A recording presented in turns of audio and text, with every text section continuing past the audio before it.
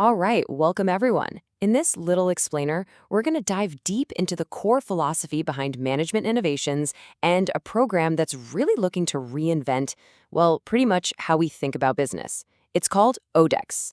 So let's just start with this huge question.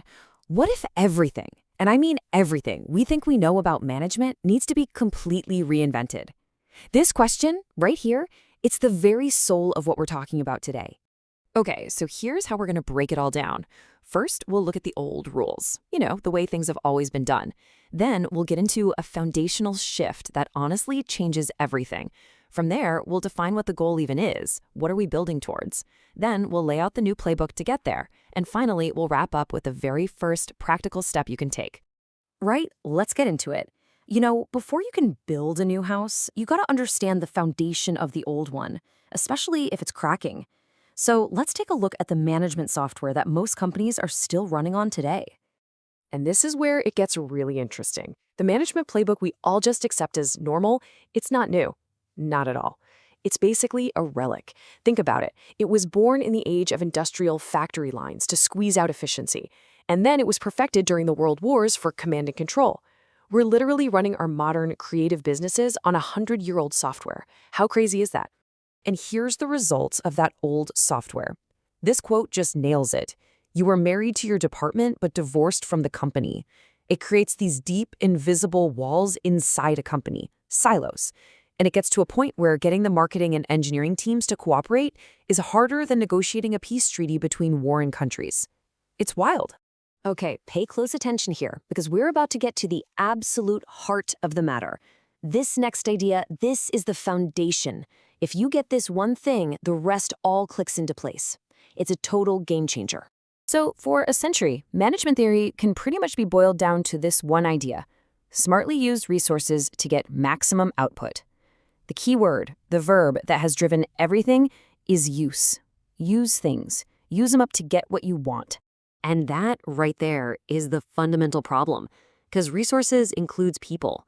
We even created a whole department called human resources. We literally put human beings in the same bucket as machines, money, and office supplies. Just another input to be managed, to be controlled, to be spent. Look, we think that's not just a bit of an insult to humanity, it's also a shockingly bad business strategy. So we have to ask a totally different question, a revolutionary question. What if people aren't a resource at all, but they're the source? And this difference between resource and source, it's everything. It's a huge shift. Think about it. A resource is something you use. You manage it, you control it, you tell it what to do. But a source is where things originate. You can't manage the sun, right? You can't control it. You have to collaborate with it. You co-create with it. And that simple shift in one word changes the entire relationship. Okay, so let's say we do it. We make this massive mental shift from seeing people as a resource to seeing them as the source. What happens then? Where does that road lead?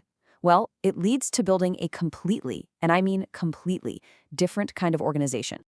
And we have a name for it: the extraordinary organization. And look, this isn't just about hitting quarterly numbers. No way. This is about building a company for the long haul, a place where people don't just survive, they actually thrive, and a company whose very existence makes the world a little bit better. So what does that actually look like in practice? Well, a few things. First, it's future ready. It's not just stuck repeating what worked in the past. It's learning from the future as it unfolds.